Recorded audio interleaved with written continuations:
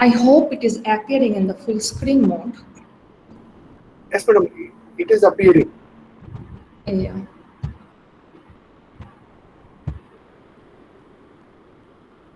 So I am Debolina from IIIT Chennai from the Department of Physics, and today I'll be talking about materials modeling using first principle calculations. So as I discussed a bit about it yesterday, I would like to just reiterate in very briefly that density functional theory is a very famous, very handy and very effective tool, which is an example of first principle calculations. And the very name, first principle, comes from the fact that if you have the information about the atoms, if you have the information about the crystal structure, you are all set to run a DFT calculation. Nothing else is required. No more information is needed. So just those informations and you can run a DFT calculation. So that is something that I have discussed. You need to scan the atomic level to understand whatever you are observing at the macroscopic scale, be it optical properties, magnetic properties, conductivity, and whatnot. All the features, whichever is appearing at the macroscopic scale, is due to the underlying physics and chemistry, whatever is happening at the atomic scale.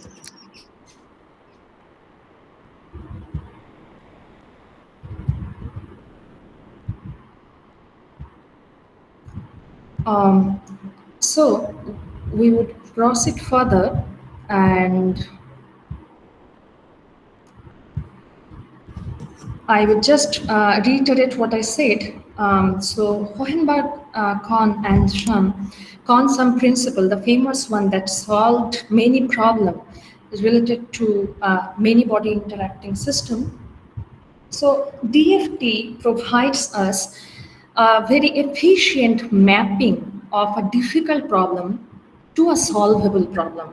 So there is a unique mapping, and that is the very recipe of DFT. The many body problem, where you have to deal with all the complex interactions between electrons, between nuclei, electron, and whatnot, that can be mapped to a solvable problem keeping the same charge density. And what was the prescription? Is simple. Just divide, just split the potential into two parts.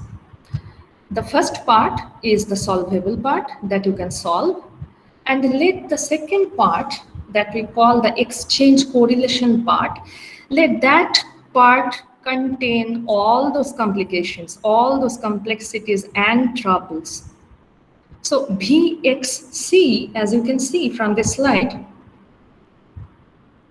the second part is something that you need to fine tune if you want to get a very accurate, highly precise output. You need to fine tune this exchange correlation term, and the rest part is solvable. So that was the recipe, that was the prescription behind the formulation of the famous density functional theory. So this fine tuning people did in various ways, and that led to the invention of many functionals. I have also discussed it, that functionals are different ways to manipulate, different ways to fine tune this exchange correlation part. And always we need to remember that we have to do something so that we can reach the real picture as close as possible. And this is the flow chart. You start with a guess, run the calculation will give you a new result. Compare it with your guess. If it is matching, if all the convergence criteria are met, you have a good result. If you see whatever you are getting after the calculation, and this is not, if that is not matching with the guess that you started with, there is something wrong, and you better come up with a better guess. So these things are already there in all the standard manuals of DFT codes, and I will encourage you to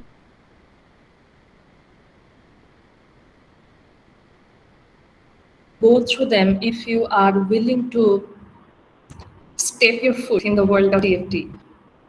So as I said, many courses are there. Some are free, some are commercial.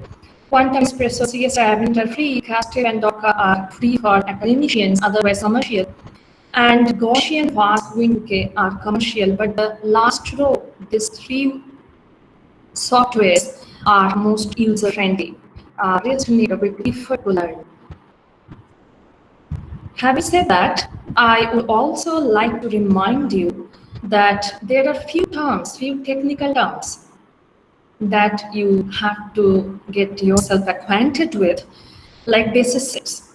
So if you remember, what you need to solve this equation, this Hamiltonian, in terms of eigenfunction, wave function that is called quantum orbital wave function, and the orbital energy epsilon I. So how to represent the wave function? That led to the formulation of many basis functions. Basis is something that is related to the wave functions. So many codes, different codes differ in terms of their preference over basis 6. For example, the one that I use is Vienna ab initio simulation package, or VASP. It uses a set of functions which mimic the plane wave. Plane wave is something I'm sure all of you know. So that's why the basis set is plane wave. Some other codes like Gaussian and all, they prefer orbitals as the basis. So they have different preference over basis sets. And if you go through the manuals, you can have a more clear picture about the same. The other terms are pseudopotential, include pseudopotential. So if you have an atom, it has a nucleus, and electrons are orbiting, revolving around the nucleus. Now, some electrons are very close to the nucleus, and we call them core electrons, right? However, some will be orbiting in the outermost shells, and we call them valence electrons. Now, the question is, which electron should we focus on? So that is the valence electron, because valence electrons, which are orbiting in the outermost shells, they are responsible for all the exotic features that you observe at the macroscopic scale. So we always wanted to reduce the complications of our calculation. And one way to do it is to reduce the number of electrons that we have to deal with. So how to do it? It can be done using pseudopotential, and that's where pseudopotential is useful. So pseudopotential is a trick, is a way to make the valence electrons, that is orbiting in the outermost shell, to fool them, to make them believe that they are the only electrons. So you are again mapping the real atom to a pseudo atom where the nucleus along with the core electrons, the electrons which are orbiting around the nucleus, are frozen. Anyone wants to say anything? You can always write your question in the chat box. Otherwise, please keep your mic and video off so that we can at least finish the discussion smoothly. Okay, ma'am. I'm observing the chat box. Okay.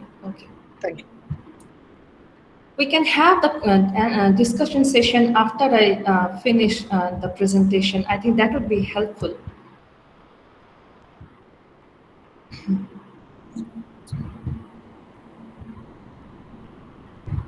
Well, so pseudopotential helps us in reducing the number of electrons to deal with, and that essentially reduces the burden.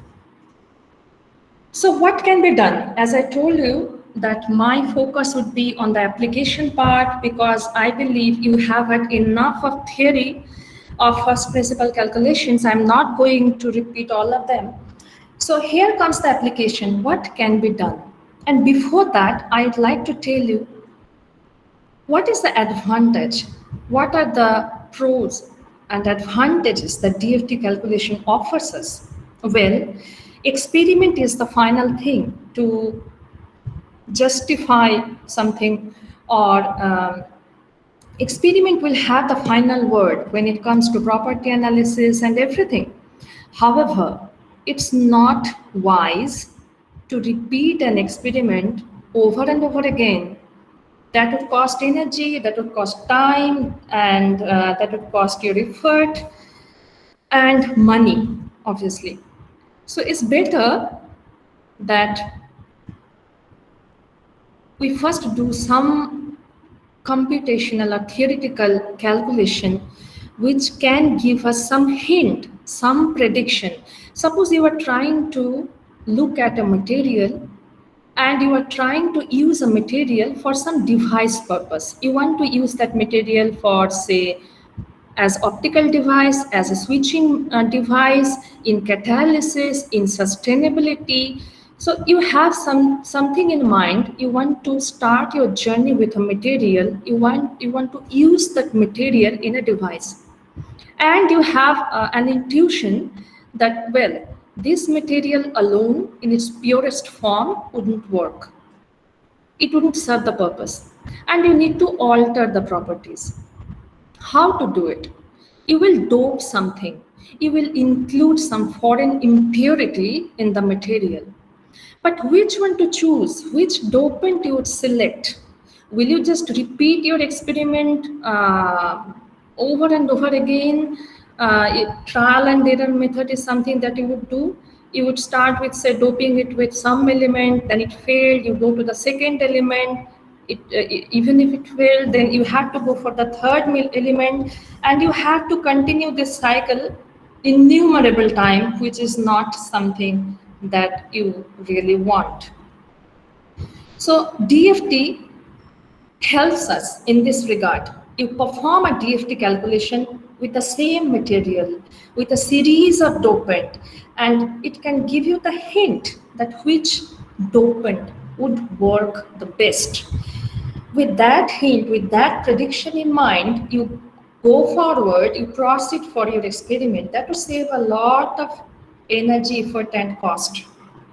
Second thing that DFT can do, you have some experimental result, you have performed some experiment, but you don't know how to analyze the result, how to even justify whatever you have got from your experiment.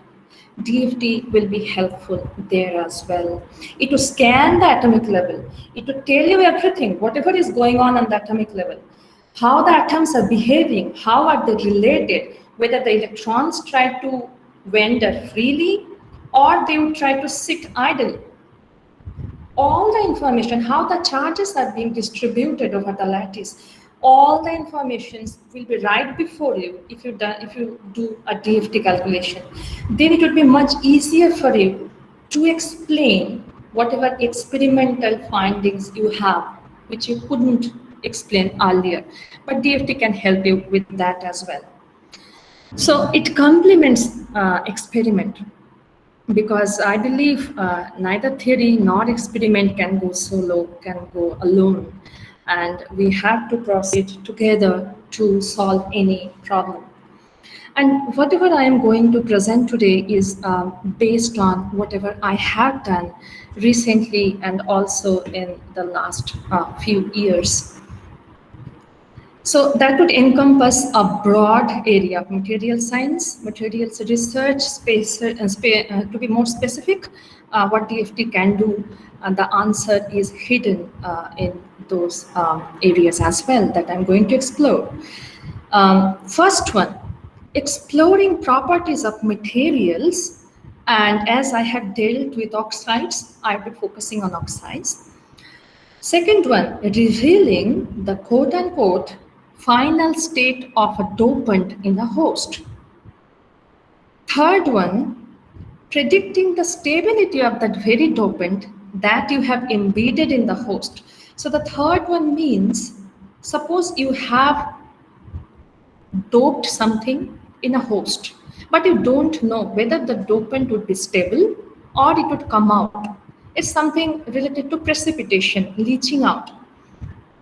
So before going for the trial and error method, if you perform DFT calculation, you can get some ideas about which dopants are going to be stable and which dopant, even if you give your best effort, wouldn't be stable in that host. It would come out in a second or in a minute. So that is the prediction that we can get from DFT. And the third one, which is just a small and tiny part of the broader domain materials design, the fourth one is the heterogeneous catalyst design. So it's just a tiny part of materials design domain.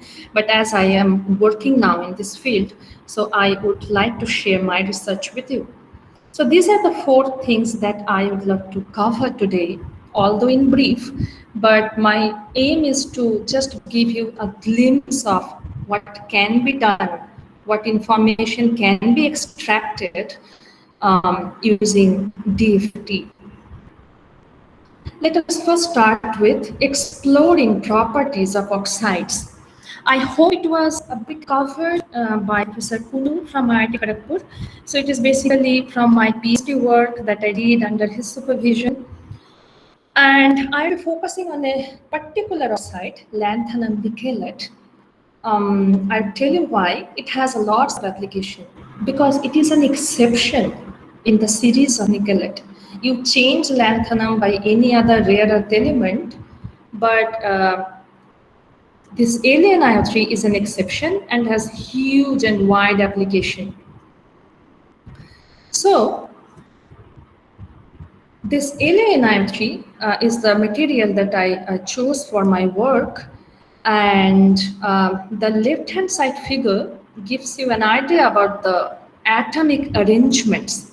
So lanthanum are the green atoms. Nickel is sitting here at the body center position, that is the red one, and we have oxygens too.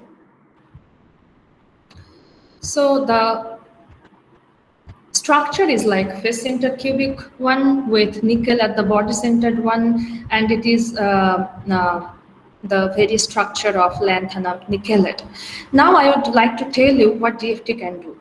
If you provide the information about the atoms, if you provide the information about the crystal structure, you can get band structure, you can get density of states, you can get optical spectra, which can tell you a lot about the material under consideration.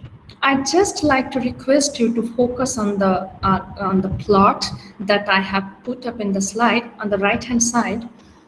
So the inset panel, the inner panel, shows the density of states. Even if you study a density of states of a material properly, it can reveal many things about the material.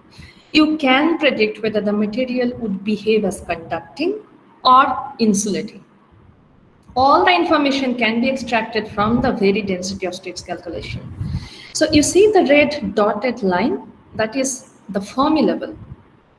If there is some density of states, at the Fermi level, that means that your system or the material is conducting.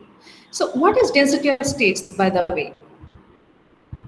Density of states is you are calculating whether the energy states which are allowed quantum mechanically, because quantum mechanics tells us that there are some discrete energy states that can be populated by the electrons of a material, right?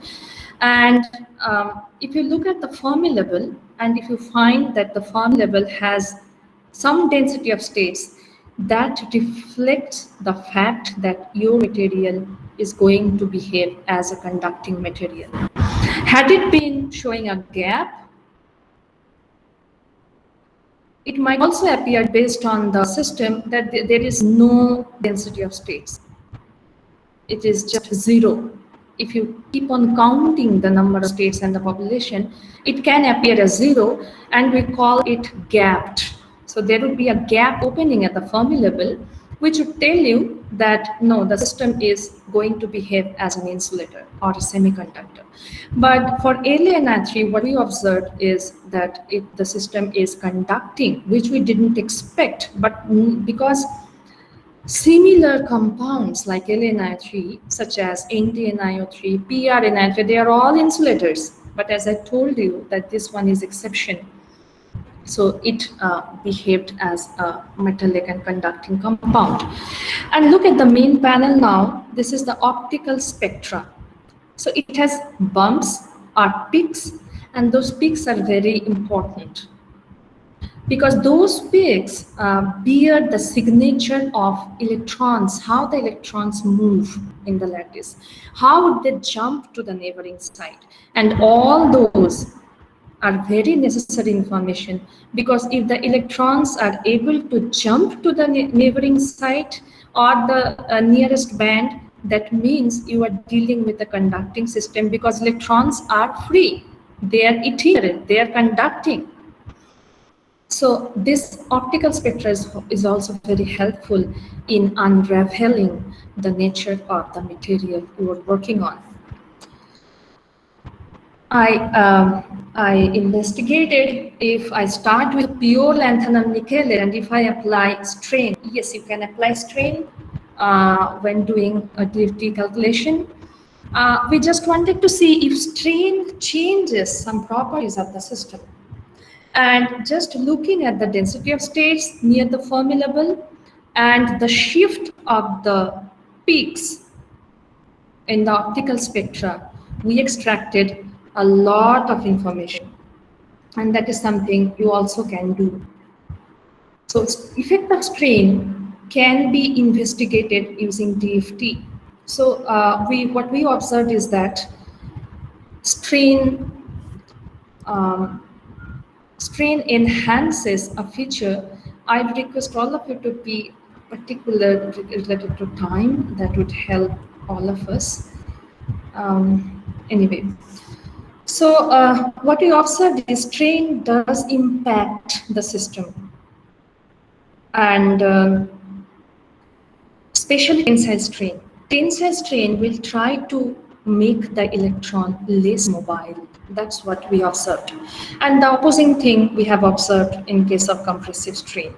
And if you are still interested to know about it in more detail, I'd request you to go through the paper that we have published in Computational Material Science. And for your convenience, it is here, the reference is given. Next thing that we did, we investigated whether LaNiO3, so this is the ideal system, but when you grow something in the laboratory, there might be some defect like oxygen vacancy. So we wanted to know if oxygen vacancy can alter the properties. And yes, we observed that it affects the properties a lot. There is a significant change in the properties if you change the oxygen concentration in LaNi3. The initially started with a conducting system. You extract more and more oxygen and you will end up as an insulator. So to understand why it's so, why are we seeing a metal to insulator transition as a function of oxygen vacancy? Our calculations revealed that as you extract more and more oxygen, as the system is becoming more devoid of oxygen, more oxygen deficient, the electrons prefer to sit idle. They prefer to get localized. They are no more willing to wander freely, because if your electrons are conducting itinerant, moving freely, that means you will see some metallic behavior at the macroscopic scale. But if they prefer to sit idle, if they are not happy to jump to the next band, so the conduction process will cease to occur, and that will get reflected at the macroscopic scale as well. So that's why with increase in oxygen vacancy, although we started with a conducting system, we ended up at the insulating system because it changed the very nature of the electrons we started with from conducting to localized. So that's all about the first one. The second one, revealing the quote unquote final state of a dopant in the host. You have a host, a material. It can be an oxide, it can be silicon, germanium, whatever. And based on your need or the device where you want to apply the material, suppose you want to dope the host, you want to dope the material with some foreign element. It can be transition metals, magnetic impurities, or something else. And there are many doping techniques. I would focus on a particular doping technique that is mostly used in semiconductor industries. It is called ion beam implantation. So you have the target, that is the host, and high energy ion beams are incident on the target, and that would cause a damage. And the result is you have the dopant embedded in the host. So let us now have a quick look how to predict, even without doing the experiment, how to predict, how to know about the state of the dopant that it will assume when it is embedded in the host. So you have, suppose, doped something in the material. How can you even tell where the dopant would go?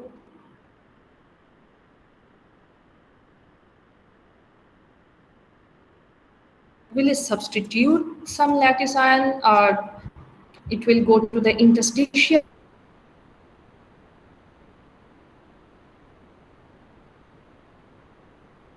side? Or is there any preferred charge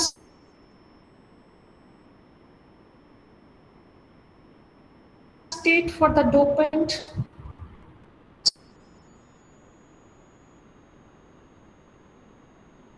So you have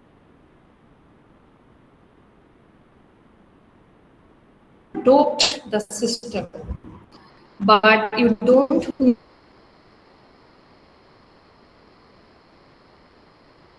know the final state of the dopant in terms of its preferred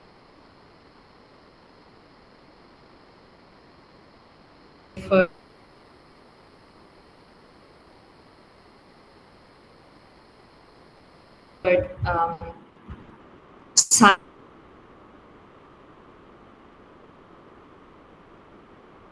or in terms of its preferred charge state.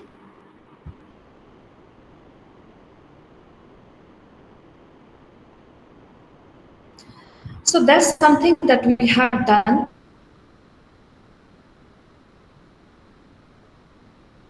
We have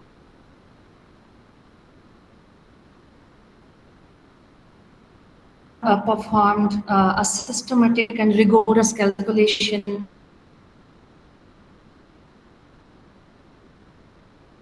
and we published it in scientific report.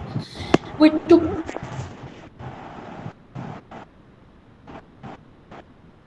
two host materials, magnesium oxide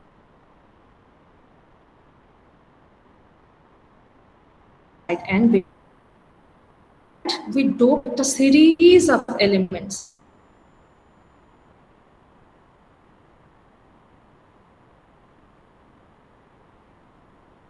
If we put, where would they go? They voids, plenty of empty space will sit happily.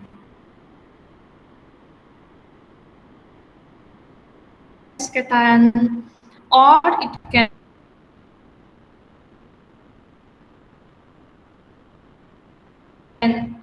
prefer some other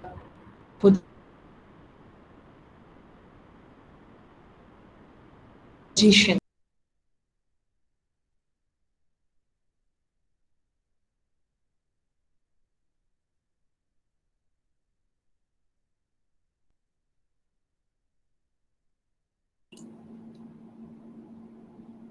Dear participants, it's network issue. Please stay there. Ma'am will be back.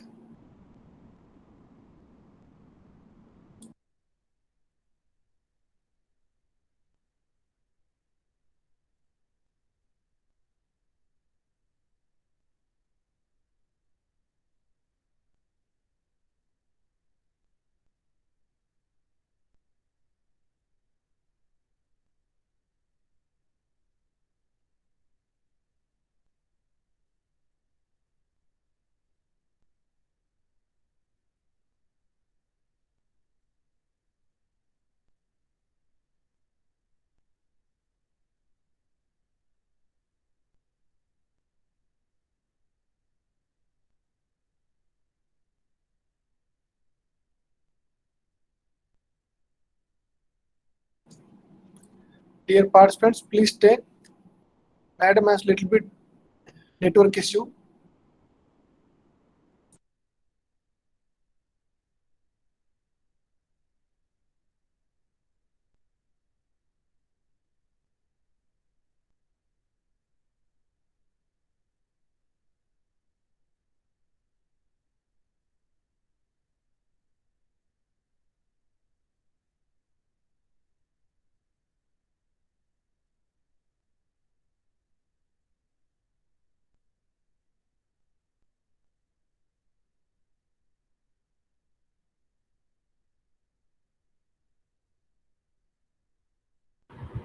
We have huge network issues, and my apology for this inconvenience. Um, I didn't share the screen, and please confirm if you can see the full screen. Madam, it is loading. Just a minute. Yeah, it's fine, madam. Well, so all I wanted to say is you can predict which side the atom would love to go when you are doping it in a host, and also which charge state the atom will assume. And there is a very well established method to do it, and this equation will tell you how to calculate the preferred charge state for a very particular dopant that you are going to dope in the host. So this is called the dopant formation energy EFQ, and EFQ will give you a hint where Q is the charge. It will tell you which charge state is the most preferred one for that particular dopant. And if you have a series of dopant in mind, then it would be a good start, because then you have all the information. Like for a particular dopant, say SC or TI, where would it go? Will it try to be substituting the lattice cation, or it would be happily sitting at the center? And DFT calculation can also tell you which charge state it will assume once it is there in the host. So let us now move to the third point, predicting the stability of dopants in a host oxide. Let me tell you that there are some experimental papers, especially one I would like to focus on, that they tried to dope nickel and iron in magnesium oxide for some work, but that didn't work. They observed that few nickel atoms are happily sitting in magnesium oxide, but few of them came out as precipitation. And for nickel also, they observed something like that. But the reason was not known. So we tried to find out what is going on at the atomic level. And you can also do it before doing the experiment. If you run some DFT calculation, you can have some hint, some idea that whether the dopant would sit there in the atom, whether the dopant would be stable inside the atom, inside the material at all, or it would come out as precipitation. So we did that, and keeping in mind that the participants are from diverse background, I would try to put it in the most generic and simple term as possible, as much as possible. So this is the oxide, that is the host. And suppose you are doping something. And from our previous calculation, we know the initial site occupied by the dopant. Now, whether the dopant would be sitting there or it would precipitate out, to find that out, you need to perform what we call the barrier calculation. You can't see it here, but barriers are present. Otherwise, no material can be stable.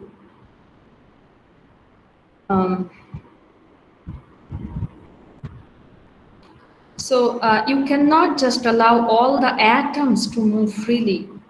If an atom is there at the site A and or the site B, say, if the atom is free to move to the next site, then that would jeopardize the stability of the material. So there is some invisible barrier like this, like a Gaussian curve, and that prevents the hopping or the movement of the dopant that you have embedded in the host. So just perform the barrier calculation. If the barrier is huge, no matter what, the atom will not be able to escape. The atom will not be able to jump and go to the next site. So that would tell you a lot about the stability of the atom or the dopant that you have embedded in the host. So we did that calculation, and we followed this prescription. We calculated using DFT whether it is possible for iron and nickel to jump to the next site without any difficulty. And we also calculated the diffusion coefficient, and we also approximated the time, the relative time that iron and nickel would take to migrate through the lattice, through the host, because that is something that you need to know if you want to have some idea about which dopant would come out and which dopant would sit in the host as stable happily. Our calculation revealed that some iron, say the iron 0 is iron in the neutral state, and all the nickel atoms, irrespective of their preferred charge state, 0, 1 plus, 2 plus, 3 plus. So if you are trying to dope nickel in some oxide, for our case, we observed it in magnesium oxide. So this is true for this specific case, just remember that. So our calculations revealed that nickel in all charge states and iron in neutral state would take just a fraction of a second to diffuse. So that means they would come out very easily. However, iron in 2 plus and 3 plus charge state would take many years to travel the same distance. In addition, we also found that the barrier associated with their hopping, their movement from one to the next site is huge. 2.16 electron volt and 2.21 electron volt are huge as far as atomic scales are concerned. So these two factors keep iron in 2 plus and 3 plus charge state as stable dopant in magnesium oxide. That's why those experimentalists observed that some iron are happily sitting in the material after doping, but rest are coming out. So this is something that you can also do using DFT. You can explain the experimental result, or just before doing the experiment, you can even predict what is going to happen. And again, density of states is very helpful to understand stability. If the atoms are making chemical bonding, if the atoms are doing some overlap in terms of their orbitals or hybridization, that is indicative of the fact that the system is very stable. If no, the system is going to suffer. It's not that stable. So that is something you can do using DFT. The last one, which comes in the domain of materials design, and that is a very interesting and exciting field nowadays, because in all the fields, in all device applications, we are trying our best to design newer, cheaper, and more efficient materials, right? So I will just give you a glimpse through catalysis design.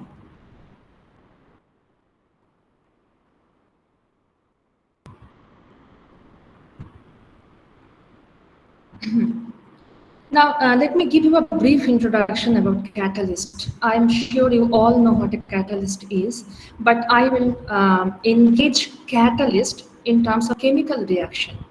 So there are many chemical reactions of industrial importance, and also um, some chemical reactions are important in terms of sustainability. For example, a lot of toxic gaseous molecules can come out from the automobile exhaust, right? Or from industries, and they would create problem related to environmental pollution, global warming, and whatnot. So what is the way out? I would take just one example. One way to convert the toxic carbon monoxide to something that is less toxic and can further be reduced to some usable product is the reaction we call oxidation of carbon monoxide. So this is the reaction, if you can see it. Carbon monoxide is first transformed to carbon dioxide, less toxic, yeah, but yes, we don't want this one either. But there are some other steps which can convert CO2 into methane or some other usable fuels. That is another story. So this kind of chemical reactions are important in automobile exhaust, in fuel cells. I don't know whether you have heard about fuel cells. So these are sustainable energy devices, and some reactions are also important in terms of industrial applications. Now, the fact is, in all those reactions, people mostly use noble metal as the catalyst. So catalyst would take part in the reaction, it would expedite the reaction, but it would come as unaffected after the reaction is over. Till now, so far, noble metals are used as catalyst, like palladium, platinum, gold, because they are highly efficient. But there is some problem. Firstly, the cost, the huge cost associated with gold or platinum or palladium. And secondly, low availability. They are not found in abundance. So those two problems prompted people to rethink about designing some catalyst material which can reduce the cost and which can solve the problem, so that we can go forward towards mass scale fabrication, towards commercialization of sustainable energy devices. So the bottom line is, although the noble metals are very good, they are highly costly, and they are low abundance, they are not found in abundance. So those two problems are something that needed people's attention. So what was the way out? That people tried with a lot of materials, non-noble metals, but the efficiency was the problem. They couldn't come up with some different material which can compete with those noble metals in terms of efficiency. So what was the way out? One way was to just reduce the dimension or the size. Because what people have observed in chemical reactions, if you put a chunk, a bulk of platinum or gold, not all the atoms would take part in the chemical reaction. Then why to waste those precious metals that you have bought with lakhs and crores of money. That prompted people to go from bulk to nano to sub-nano and farther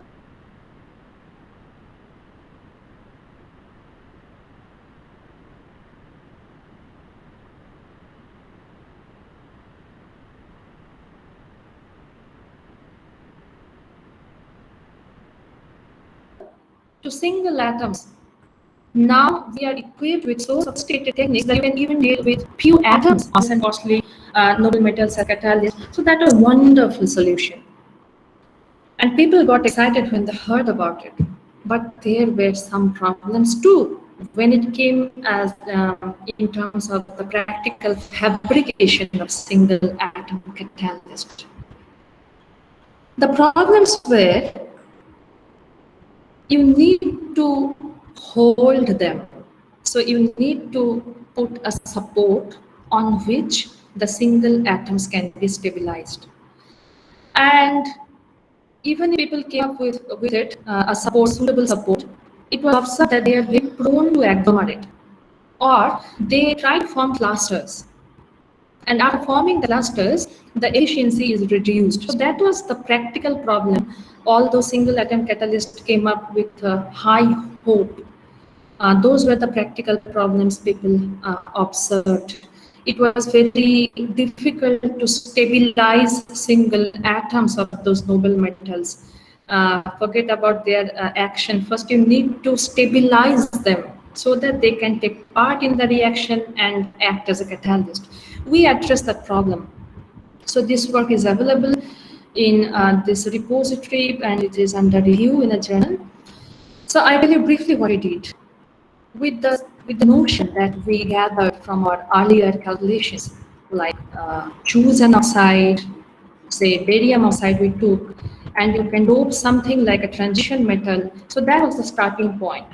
And as I told you, from the information about the preferred charge state, we knew that barium oxide, if we take barium oxide and if we dope niobium, this is another transition metal in it, then niobium doped barium oxide can act as a wonderful support and can solve the problem people are facing to stabilize this noble atom, single noble atoms on the support.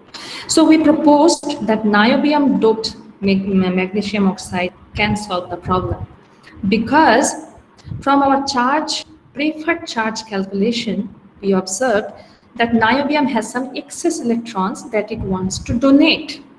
Whom to donate the electrons to?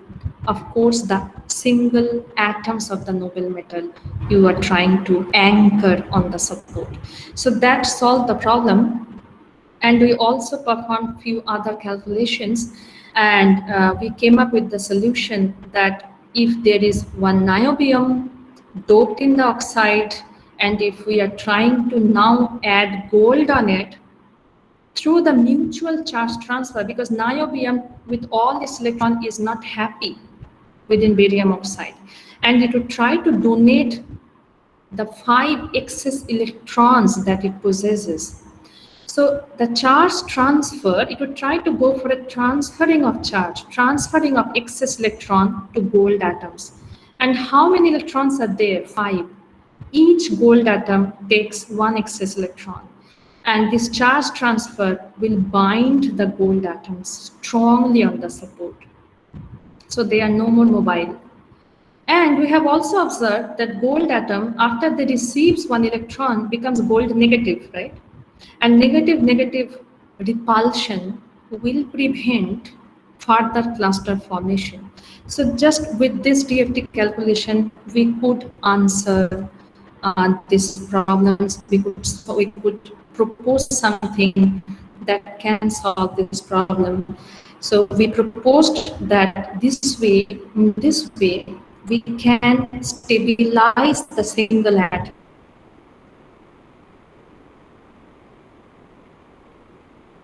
Catalyst, we can also prevent cluster formation.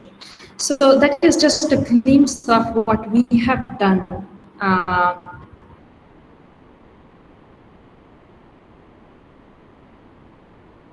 related to various fields in materials research. What else can be done? Well, many things can be done. Nowadays, as DFT basically deals with physics at low temperature, 0 Kelvin, but now you can club it in a DFT code with many other codes to go to the higher temperature scale and give you a lot more like dynamics. And you can club DFT with Phonopy, like fast plus Phonopy can give you a clear picture of the material. There is another technique, I'm sure that Dr. Snehanshu Pal has covered it.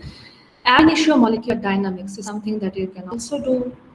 And related to the catalysis, how a reaction would take place on a support, on a catalyst surface. You can see the surface and how the surface evolves in a real reaction condition. Because when a reaction takes place, it always happens at a particular temperature T and a partial pressure P of the reactants.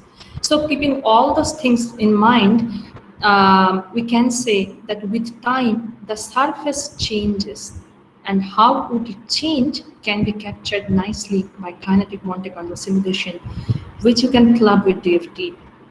You can also pay attention to the conductivity, and you can club bold trap code with DFT, and you can get all necessary information.